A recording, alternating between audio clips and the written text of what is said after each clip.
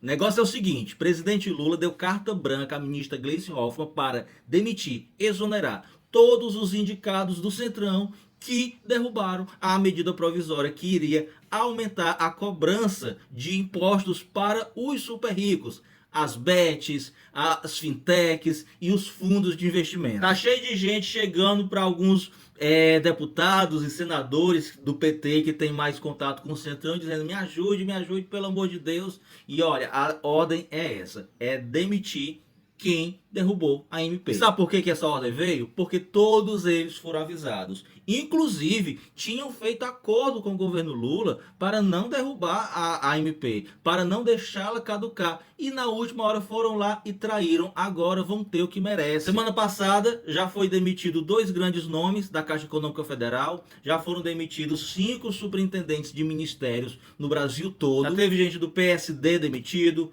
Teve gente do PP demitido, vai ter gente agora do União Brasil demitido, vai ter mais gente até do MDB também demitido. E enquanto o brasileiro se indignava com a derrubada da MP, que certamente traz como consequência o corte de verba para áreas sociais, áreas importantíssimas para a população, os empresários da Faria Lima, eles estavam celebrando, comemorando, com direito até de aluguel de camarote em boate. Após a derrubada da MP, executivos de gestoras e fintechs abriram garrafas de champanhe e circularam fotos das celebrações em grupos de mensagens corporativas. O CEO de uma gestora especializada em crédito corporativo chegou a alugar um camarote em uma casa noturna da região para festejar o que chamou de vitória do bom senso fiscal. Pelo menos 4 fintechs de créditos, 2 ligadas ao agronegócio e 2 ao mercado imobiliário, mandaram servir espumante ao fim do expediente e fizeram um brinde coletivo. E a galera brindando a desgraça alheia. E a galera brindando o fato deles terem conseguido manter os seus benefícios fiscais à custa de toda a classe trabalhadora brasileira que paga imposto. Esses sim são sustentados pelo governo. Ou melhor, pelo governo não, pelo Centrão, pela direita e pela extrema direita, que trabalha somente para os interesses dele. E falando em Centrão, tem muitos congressistas do Centrão, da direita e até da extrema direita sem dormir, perdendo o sono por conta do avanço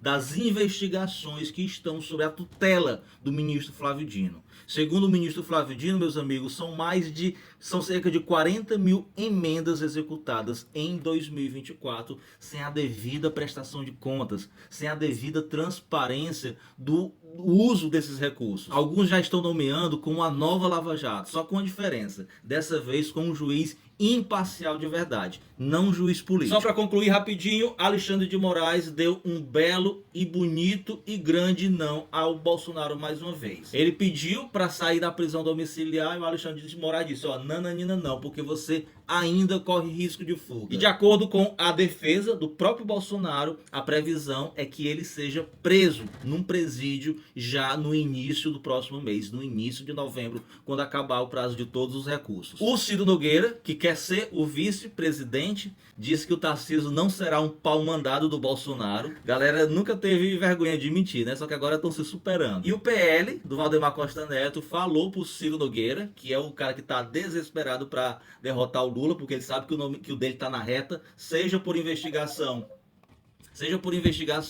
com suspeita de participação no crime organizado ou por desvio de emendas, mas ele está preocupado. E o Valdemar Costa Neto falou para ele que a palavra final sobre a chapa que irá concorrer com o presidente Lula, mesmo o Bolsonaro estando inelegível, caberá ao Bolsonaro e não ao Ciro Nogueira, não ao Centrão. E eu estou adorando ver essa galera, essa cambada cada vez mais desunida e disputando entre si. O presidente Lula teve reunião hoje, meus amigos, com o Papa Leão XIV. Durante o encontro, o Papa reconheceu a liderança brasileira na criação e coordenação da Aliança Global contra a Fome e a Pobreza. Aliança essa, como o texto acabou de citar, criada pelo presidente Lula. Durante a audiência, o presidente Lula elogiou a exortação apostólica publicada pelo Papa no dia 9 de outubro sobre a inseparabilidade entre fé e compromisso social. O presidente afirmou que o documento reforça valores compartilhados com o governo brasileiro e defendeu a criação de um movimento internacional de indignação contra a desigualdade social. Já o Papa Leão XIV disse a Lula que rezará para o Brasil até 2030,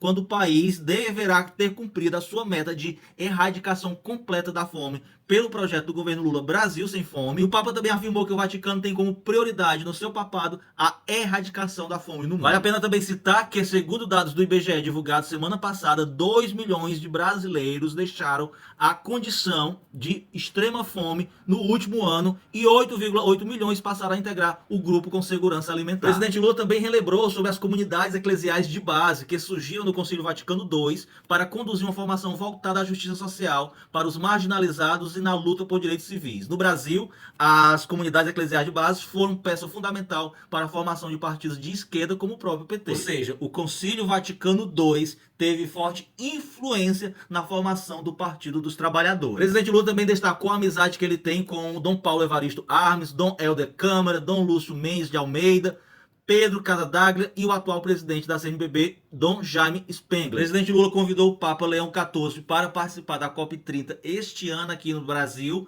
porém ele disse que já estava com a sua agenda comprometida, mas iria enviar um representante do Vaticano para participar desta reunião. E ontem, durante a missa em homenagem a Nossa Senhora de Aparecida, o arcebispo de Aparecida, ele mandou um duro recado para os bolsonaristas, para a classe política da direita e do centrão que não se importam com os pobres, que trabalham no Congresso apenas para beneficiar os ricos. E para os bolsonaristas, que simplesmente detestam, não suportam ver pobre, mesmo algum deles sendo pobres. Abre aspas para o arcebispo. Para muitos, os pobres são invisíveis, não se vê, não se tem sensibilidade. Para outros, são criticados, chamados de vagabundo. Abre aspas.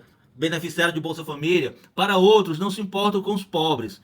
Que a Mãe Aparecida nos ajude e que os que foram eleitos pelo povo votem em leis favoráveis ao povo de Deus, favoráveis aos pobres. Esse discurso aqui, destinado à classe política da direita, da extrema-direita e do centro, não foi por acaso, não é uma mera coincidência, tendo em vista que semana passada nós tivemos a derrubada, exatamente por esses grupos políticos, de uma medida provisória do governo Lula, que através dessa derrubada fará com que o governo precise cortar verbas para áreas destinadas a setores de áreas sociais que beneficiam os mais pobres. Para concluir, a crente, a auto-intitulada Mulher de Deus, ontem Michele Bolsonaro, em discurso, em evento para mulheres, onde tinha mais homens do que mulheres na plateia, ela chamou o Lula, a Janja e toda a esquerda de maldita e ordinária. Foi um discurso carregado de ódio, que uma pessoa que realmente se diz ser de Deus jamais faria se ela realmente fosse de Deus. Até porque entre a esquerda e a direita,